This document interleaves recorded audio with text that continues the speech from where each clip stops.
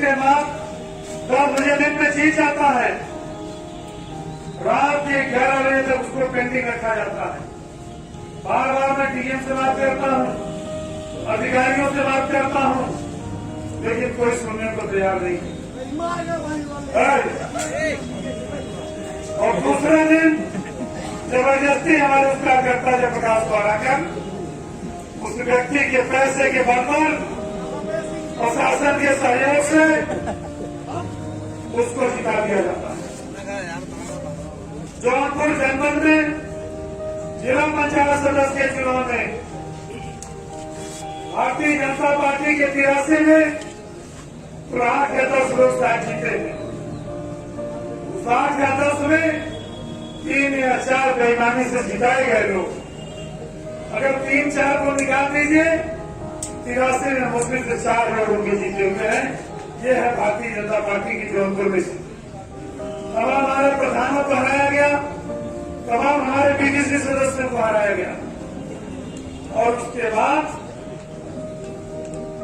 अभी ब्लॉक प्रमुख का जवाब हमारे छोटे भाई धर्मेंद्र वर्मा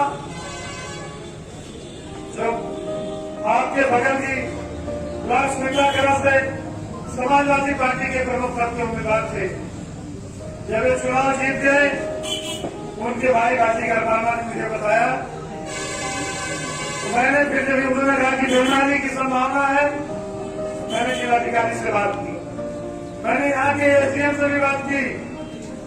लेकिन मैं आपको बताना चाहता हूँ, इस जिले में एक बहुत बड़ा बेईमान अफसर है और उस अफसर का नाम है राजकुमार द्विवेदी, जो सीआरओ है जौनपुर का। और मैं रिकॉर्ड के आधार पर कह रहा हूँ, सबसे बड़ा बेईमान अफसर यह बेईमान इलाहाबाद जिले की फूलपुर तहसील का एसडीएम था और इलाहाबाद जिले की फूलपुर तहसील का एसडीएम रहते हुए इस राजकुमार द्विवेदी ने झूसी रेलवे स्टेशन के सामने रेलवे की 50 एकड़ जमीन एक बिल्डर को खाली तरीके से देने का काम किया। उस पर इसके ऊपर मुकदमा लिखा गया, इसके ऊपर कार्रवाई हुई। बहुत दिनों तक ये राजकुमार द्विवेदी अवैध था, लेकिन जो भारतीय जनता पार्टी की सरकार आई, इन बेईमानों को प्रोत्साहन देने के लिए इसको जिले में सीआरओ बनाकर भेज दिया गया। और जौनपुर के जिलाधिकारी महोदय जो अपने आप को ईमानदार करते हैं, जहां उनसे गलत काम उनको कराना होता है, जहां कोई बेईमानी उनको करानी होती है, जहां भाजपा के दबाव में कोई गलत काम करना होता है, वहां इस राजकुमार द्विवेदी सीआरओ को भेजने का काम करते हैं और पूरे जिले में घूम घूम करके भारतीय जनता पार्टी के लिए गलत काम करने का काम ये राजकुमार द्विवेदी सीआरओ करता है। अभी कुछ दिन पहले ईडी ने भी इसके खिलाफ मुकदमा कायम किया, आप लोगों ने पढ़ा होगा। नाम छुपाने की कोई लोग बाजीगर भाई नहीं है। आप साथियों, 2022 में जब आपके बदौलत समाजवादी पार्टी की सरकार बनेगी, तो जिस दिन वहां अखिलेश यादव मुख्यमंत्री पद की शपथ ले रहे होंगे, उसी दिन जिसके पक्ष में बेईमानी करी गई है वो, तो जो बेईमानी करा गया किया वो सभी जेल की शिक्षों में होंगे। मैं बता देता हूं, जिसके लिए बेईमानी की गई वो नहीं जेल जाएगा, बल्कि ये राजकुमार द्विवेदी भी जिसने बेईमानी करके धर्मेंद्र वर्मा को हराने का काम किया है, इसको भी जेल के अंदर उसी सर्वोच्च थाने में भेजने का काम किया। ऐसा नहीं है, हमें नहीं पता है। हमारे बीडीसी सदस्यों को पिस्टल लगाएगी, राइफल लगाएगी। पुलिस और प्रशासन के लोगों से जब कहा गया, लोगों का अच्छा देखते और हमको क्या कहा गया कि मंत्री जी बड़े बहुत बड़े अधिकारी में नाम नहीं लेना चाहता, मंत्री जी 6 महीना बाद विधानसभा के चुनाव है, आप ऐसा कुछ मत करिएगा, ये आपको चल लगाकर विधानसभा के चुनाव तक आपको जेल में रखा है। इस तरह की धमकी हम लोगों की। याद रखिएगा अधिकारी लोग, जिन गुंडों के लिए आपने काम किया है, वो गुंडे तो जेल जाएंगे ही जाएंगे, आपने जो मदद की है आपको भी जेल जाना पड़ेगा और लाना पड़ेगा। उधर सरकार में नहीं गिरा रखा, कोई लोग इस्तीफा देके चले जाए। इनकी हैसियत हमसे लड़ने की नहीं है।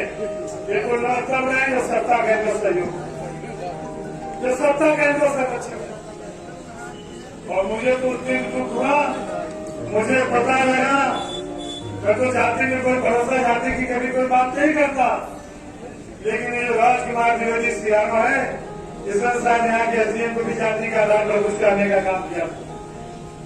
कि तो समाजवादी पार्टी के उम्मीदवार की जाति का हो तो उसको अंदर नहीं जाने दिया। तो भाई राजकुमार द्विवेदी सियामा साहब, तो तुम भी तो भाजपा के उम्मीदवार के जाति के थे, तुम अंदर क्यों चलेंगे? अगर समाजवादी पार्टी की जाति के उम्मीदवार के जाति का अधिकारी अंदर नहीं जा सकता, तो भारतीय जनता पार्टी के उम्मीदवार की जाति का अधिकारी अंदर कैसे जा सकता? आज एक बड़ा सवाल साथी हम लोगों के सामने आपने देखा, हम लोगों ने कहा है द्वापर में, विधराज के राज दरबार में दुर्योधन, दुशासन और तमाम वीर पितामह जैसे महारथी रहते थे। वीर पितामह की सहमति नहीं थी कि चीरहरण हो, लेकिन वीर पितामह की गलती इतनी थी कि मौन होकर भी चीरहरण को देख रहे थे। उन्होंने रोकने का काम नहीं किया। मैं आज कहना चाहता हूं, हमारी एक बहन बेटी का जिस तरह से मोदी जी, योगी जी आपके सामने चीरहरण को है और इस चीरहरण को आपके कार्यकर्ताओं ने किया है और आपने बैठकर वीर पितामह की तरफ देखने का काम किया है, उसका तो दुशासन वाला हाल होना ही होगा, आपका भी वीर पितामह वाला हाल जरूर होगा। आप ये बच नहीं पाओगे। जो हालत पूरे प्रदेश की है, जिस तरह से गुंडाई की गई, पुलिस का सहारा दिया गया, प्रशासन का सहारा दिया गया, लोगों को आतंकित किया गया, सदर साहब के जीत ही नहीं रहे, प्रमुख सभा पे हो जाने, ये कहाँ करने आए भाई? कहाँ के लोग करने आए? आज इन मुद्दों को लेकर हम पूरे प्रदेश में अपनी बात महामहिम राष्ट्रपति से कहने के लिए आए हुए और महामहिम राष्ट्रपति जी को ज्ञापन देने का काम करेंगे। साथियों,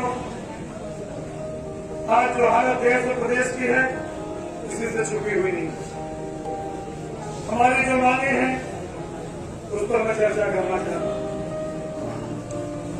अभी हमारे किसी साथी ने कहा, कल या परसों आया कि नीट की परीक्षा होगी। सब लोगों ने पढ़ा होगा, नीट की परीक्षा तो होगी, लेकिन वहां पिछड़ों का आरक्षण नहीं रहेगा। अरे भाई, तुमको अभी से दुश्मनी है तो कुर्मी से क्या दुश्मनी हो गई? कोयली से क्या दुश्मनी हो गई? केवट से क्या दुश्मनी हो गई? कहार, कुहार, लोहार, गड़रिया, धोबी, दरिया, फंसी, बनिया में भी बहुत सारा तमाम जातियां हैं, जसवान के पिछड़ी जातियों के लोग हैं। आखिर इनसे क्या दुश्मनी हो गई? और भारतीय जनता पार्टी ने ऐसी साजिश कर दी, जो नीट की जो परीक्षा होगी, तो पिछड़े वर्ग के लोगों, आपके समाज के 11,000 बच्चे डॉक्टर नहीं हो पाएंगे। सोचो आपके साथ क्या अन्याय होने जा रहा है। आपके 11,000 बच्चे डॉक्टर नहीं होने पाएंगे। सोचो क्या होगा। आज आज बहुत बड़ी समस्या बिजली की है। मैं आज सारे जगहों को आप इकट्ठा हो, क्या बिजली के लिए कोई ऐसा ट्रांसफार्मर होता है जो खाली समाजवादियों के यहाँ जाता था, भाजपाइयों के यहाँ बिजली नहीं जाती? कोई ऐसा बिजली का तार है जो एक जाति एक घर में जाता हो, उस तार से दूसरे घर में बिजली नहीं जाती थी? जहां हमने पूरे रमजान में बिजली देने का काम किया, वहीं पूरा हमने नवरात्र के दिनों में भी बिजली देने का काम किया। और मैं तो बिजली मंत्री था, मैं शिवरात्रि के साथ कहना चाहता हूँ, हमारे धर्म में छोटी दिवाली बड़ी दिवाली मनाई जाती है। और पहली बार अखिलेश यादव के मुख्यमंत्री रहते और 48 घंटे लगातार बिजली नहीं कटी थी, छोटी दिवाली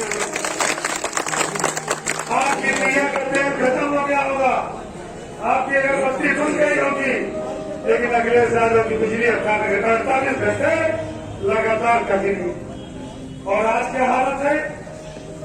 आज हालत यह है कि 24 घंटे में 48 बार बिजली कट रही। हमारे जमाने में लॉकडाउन खरीदना लोग भूल गए थे, मिट्टी का तेल लेना लोग भूल गए थे। इन्वर्टर की दुकान बंद हो गई थी। इन्वर्टर कोई नहीं खरीदता था, जनरेटर कोई नहीं खरीदता था। 24 घंटे में 22 घंटे बिजली रहती थी। और हमने चुनाव में आपसे वादा किया था कि दोबारा जब अखिलेश यादव जी मुख्यमंत्री बनेंगे 1 साल के अंदर अंदर हम 24 घंटे में 24 घंटे बिजली देने का काम करेंगे। और आज हालात क्या, बताइए आज हालात क्या है बिजली के? बिजली आ नहीं रही है और बिजली का दाम 300% बढ़ गया। जो एक बल्ब जलाता हमें चला गरीब आदमी, एक पंखा चला देता हवा, उसको भी 2000 रुपया महीना बिजली देनी पड़ती। उसके भी छप्पर में एक डुप्लीकेट चाइना वाला बिजली का मीटर लगा दिया गया। डुप्लीकेट सरकार बेईमानी कर रही है। फर्जी मीटर सरकार लगाने का काम कर रही है। आप अगर 1 रुपए की बिजली रात की खपत हो रही है, मीटर 2 रुपया होता है। पहली बार ऐसा हुआ है कि सरकार चोरी कर रही है। तब हमारे नेता माननीय अखिलेश यादव ने कहा है, आप बड़ा समझना की सरकार, हम प्रत्येक गरीब को गांव में उपभोक्ता को 300 यूनिट बिजली फ्री देने का काम। अगर भाजपाइयों को इतनी हिम्मत है तो जब से तुम्हारी सरकार बनी है तब से आज तक का 300 यूनिट बिजली सरकार फ्री कर दो, उसका जो काम नहीं वो वापस कर दो, हम भी तुम्हारी तारीफ करने का काम। 300 यूनिट के हिसाब से उनका बिजली का बिल उनको वापस कर दो, तो हमें तुम्हारी तारीफ करने का काम। और एक साथी ने कहा उनका आंकड़ा सही नहीं। हमने 55 लाख परिवारों को समाजवादी पेंशन 500 रुपया महीना देने का काम किया था। हमने कोई जॉब बिरादरी नहीं देखी थी। भाई प्रवीण सिंह यहाँ बैठे हैं, मिश्रा जी यहाँ बैठे हैं, जयप्रकाश जी, धर्मेंद्र मिश्रा यहाँ बैठे हैं। समाजवादी पेंशन में आरक्षण था।